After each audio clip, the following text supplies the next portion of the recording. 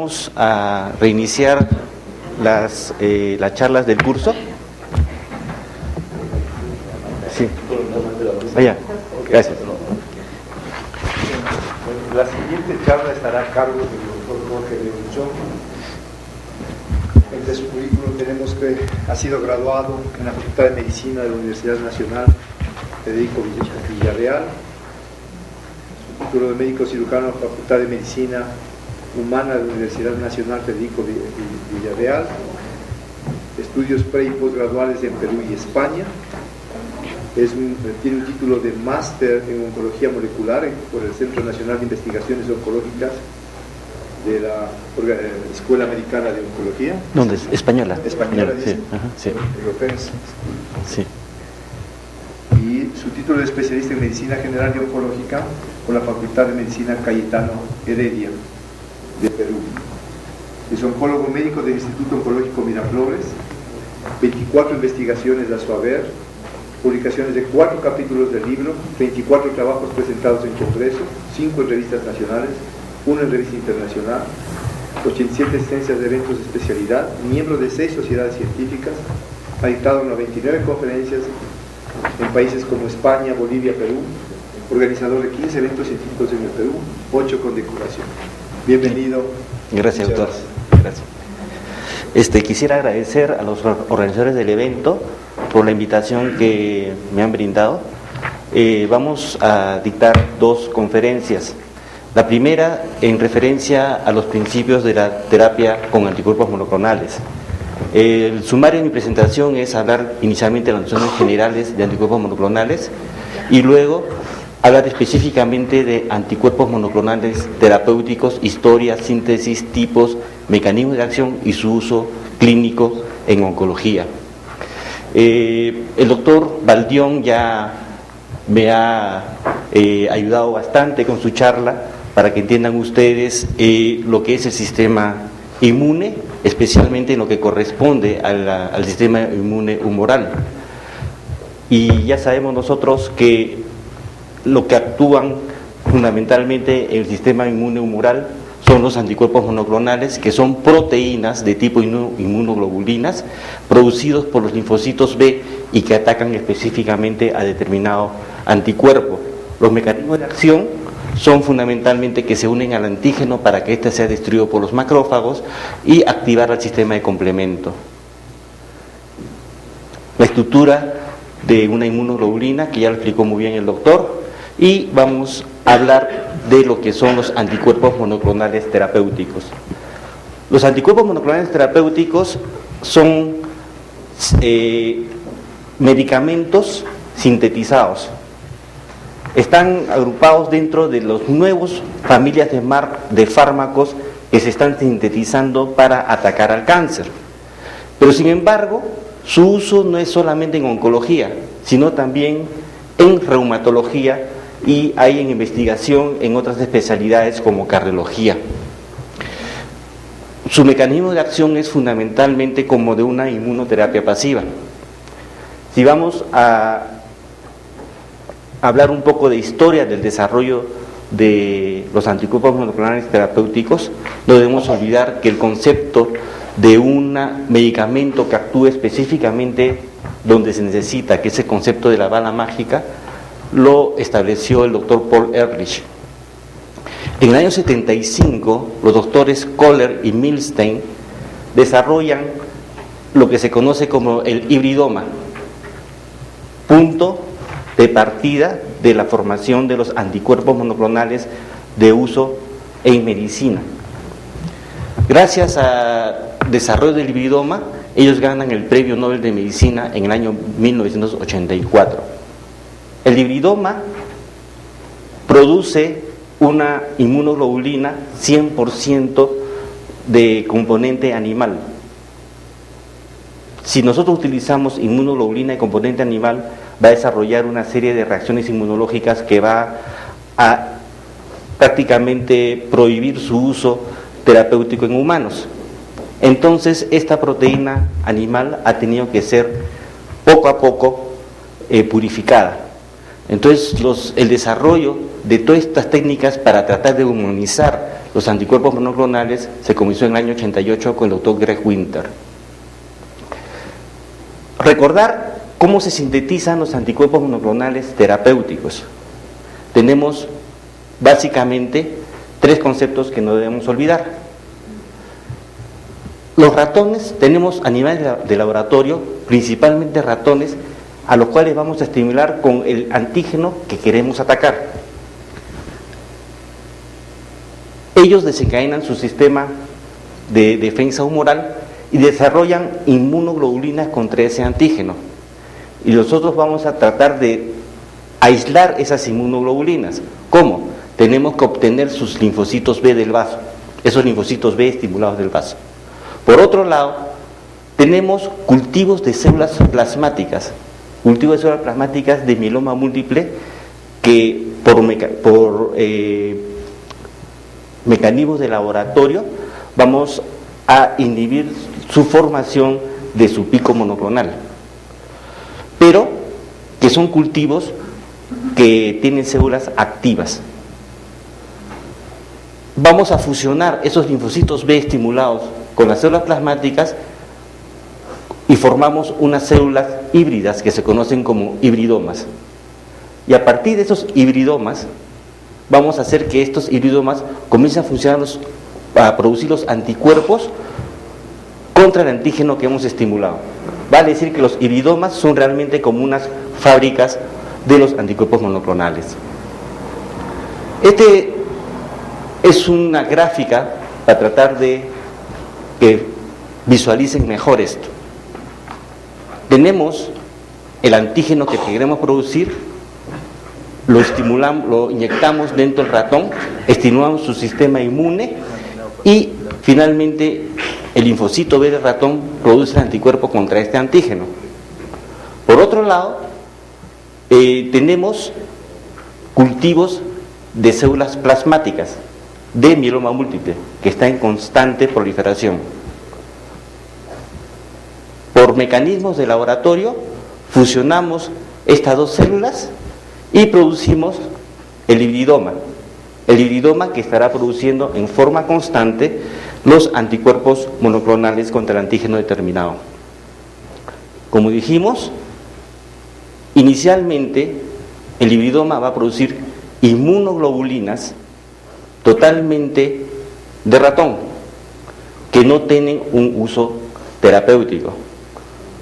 Por mecanismos de ingeniería genética vamos a ir humanizando esta inmunoglobulina producto del hibridoma y vamos a obtener anticuerpos monoclonales quiméricos, anticuerpos monoclonales humanizados y finalmente anticuerpos monoclonales totalmente humanos. Para la producción de anticuerpos monoclonales totalmente humanos se puede utilizar ratones que han sufrido una transformación genética, en otras palabras, ratones transgénicos, o por otro lado, hibridomas que se obtiene a partir de humanos. Entonces así tenemos el anticuerpo tal cual viene el hibridoma, que es el que tiene el 100% de proteínas de ratón, se conoce como anticuerpo monoclonal murino. Para poder ser utilizado terapéuticamente se tiene que limpiar del elemento murino en más o menos 65%, o sea, 2/3. Y tenemos el anticuerpo monoclonal quimérico, que tiene solamente 34% de proteínas del ratón, el resto es de humanos. Si hacemos una limpieza más exhaustiva, tenemos el anticuerpo monoclonal humanizado, que tiene proteína de ratón de 10% o menos, y finalmente, con ratones transgénicos o hibridomas obtenidos de tejidos humanos, tenemos un anticuerpo monoclonal 100% humano. Por su nomenclatura, ¿cómo podríamos diferenciar un anticuerpo monoclonal quimérico de un anticuerpo monoclonal humanizado o humano? Con el sufijo IMAP o UMAP. Todos los que terminan en IMAP son quiméricos todos los que terminan en UMAP son humanizados o humanos. Por ejemplo, cetuximab es quimérico, panitumumab es humanizado, nimotuzumab es 100% humano. Por su composición, los anticuerpos monoclonales pueden ser puros o conjugados. Puros son tal cual se obtienen del laboratorio.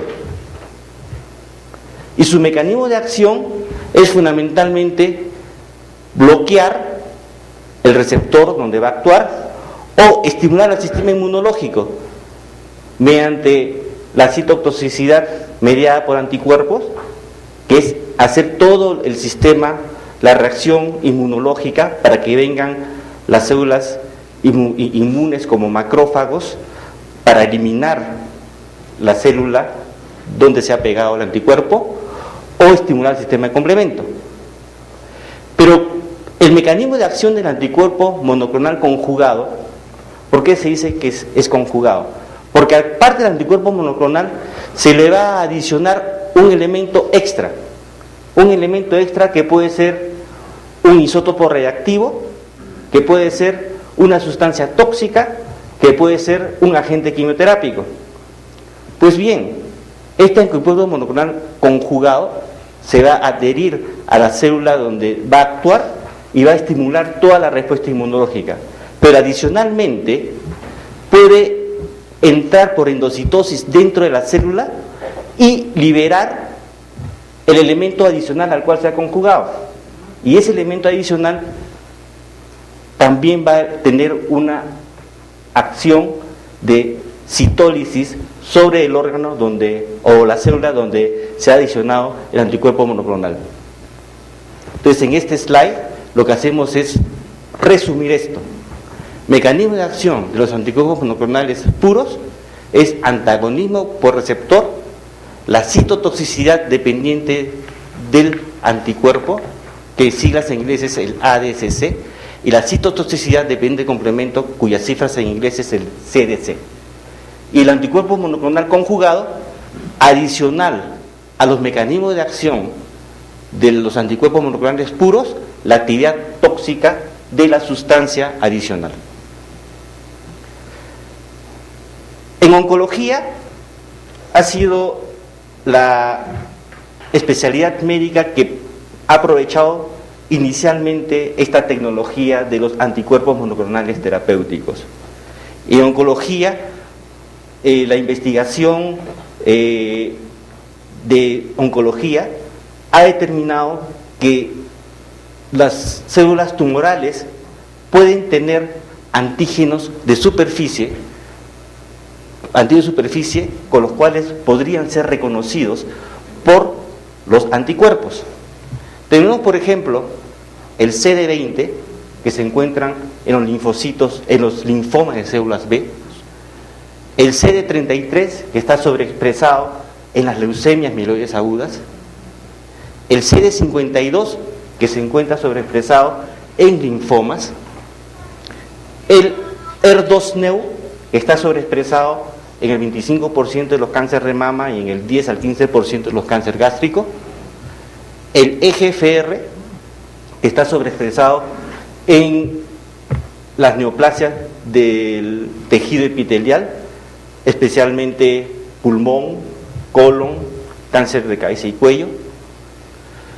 Y tenemos también el factor de crecimiento del endotelio vascular, que está sobreexpresado en múltiples neoplasias.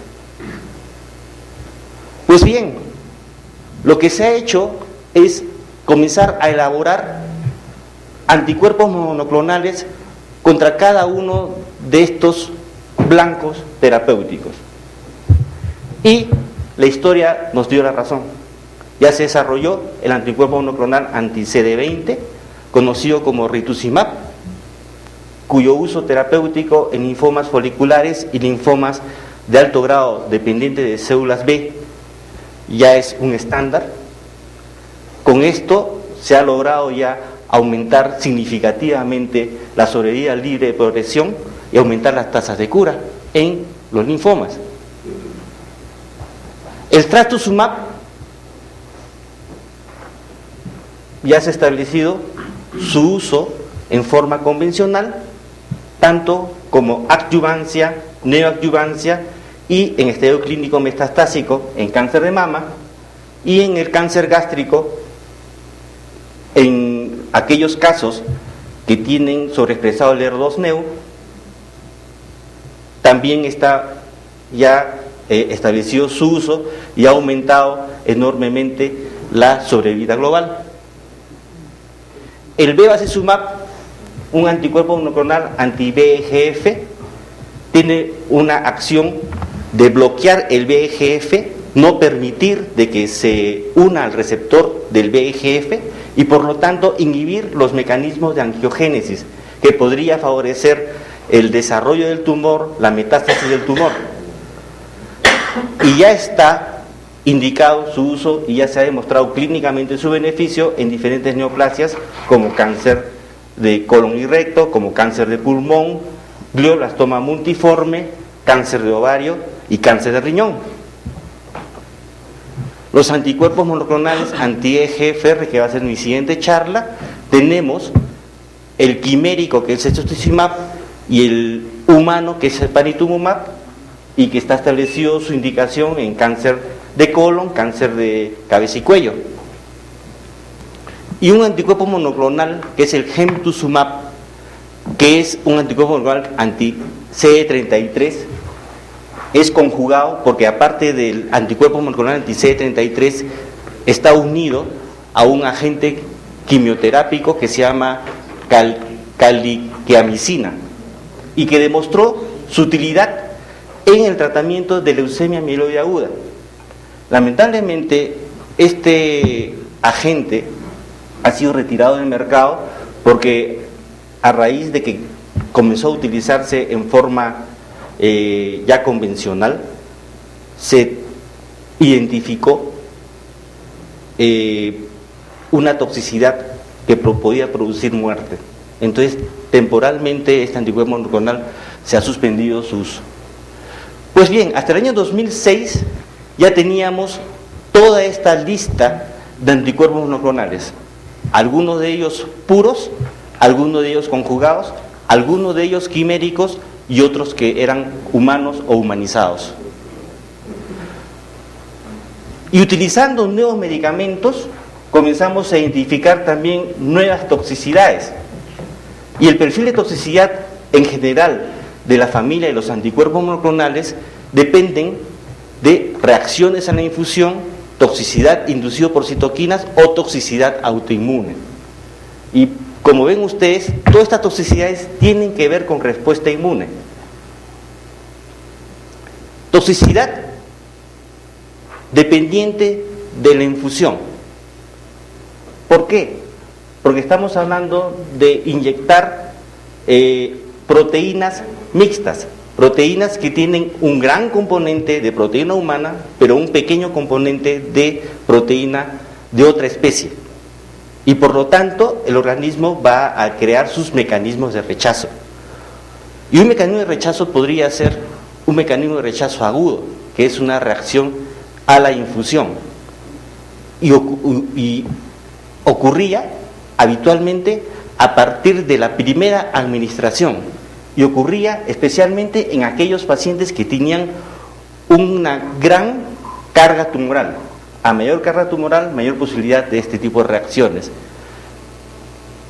Y se decía que esto era debido a que cuando tú producías la destrucción tumoral masiva, se liberaba un montón de citoquinas que podía ampliar una reacción inflamatoria y la reacción al rechazo. ¿Cómo se disminuyó la incidencia de las reacciones a la infusión? Con una adecuada premedicación. Y una adecuada premedicación que lo que buscaba era inhibir los mecanismos de rechazo en base a antihistamínicos y a corticoides. Estas reacciones a la infusión son más frecuentes en los anticuerpos monoclonales de tipo quimérico. Otro grupo de toxicidades son las toxicidades inducidas por citoquinas. Y esto es debido a la interacción de la respuesta inmunológica entre el anticuerpo monoclonal que hemos colocado con la respuesta inmune, tanto humoral como celular, del paciente que recibe el tratamiento. Entonces, ¿qué tipo de reacciones podría ser? Podría ser, por ejemplo, fiebre, escalofríos, dolores musculares, dolores articulares, etcétera. Y otro tercer grupo de reacciones secundarias es la toxicidad autoinmune. Y esta toxicidad autoinmune tiene que ver porque los antígenos a los cuales vamos a atacar los anticuerpos monoclonales son antígenos que se pueden localizar en el tejido normal. El ejemplo clásico es el EGFR. El EGFR es un antígeno que se encuentra en todo el tejido epitelial, entre ellos la piel. Entonces, cuando yo doy un anticuerpo monoclonal anti-EGFR, va a atacar a las células tumorales que sobreexpresan el EGFR, pero también pueden atacar el EGFR que está en la piel. Entonces, estos pacientes van a desarrollar una toxicidad dermatológica, un rash cutáneo acneiforme, lesiones eritematosas, descamativas, alteraciones en los anexos de piel, etcétera, ¿no? Es una toxicidad de tipo autoinmune. Bueno, entonces, resumiendo, los anticuerpos monoclonales son un gran avance en el tratamiento médico oncológico, atacan un blanco específico que se encuentra en la célula neoplásica, es como un misil, tiene sinergia con quimioterapia y radioterapia en todos los anticuerpos monoclonales. Los esquemas de aplicación es en combinación con quimioterapia y o radioterapia. ¿Por qué? Porque produce sinergia. Es una inmunidad de tipo pasiva. El perfil de toxicidad depende de la reacción inmunológica del paciente. Y finalmente, el desarrollo terapéutico de anticuerpos monoclonales sigue adelante. Existe en la investigación clínica múltiples anticuerpos monoclonales que se están investigando y múltiples rangos terapéuticos también que se están investigando a raíz de esta tecnología. Muchas gracias. ¿Alguna pregunta en relación a esta charla?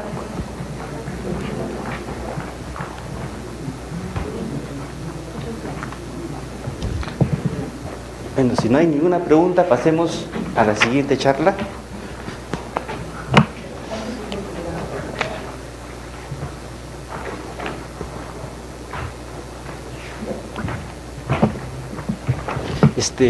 Juan Carlos.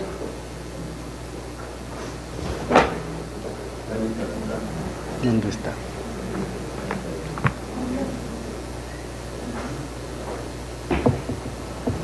Estamos en otro sitio. Estamos en otro sitio. Ahí está, el jefe del presidente.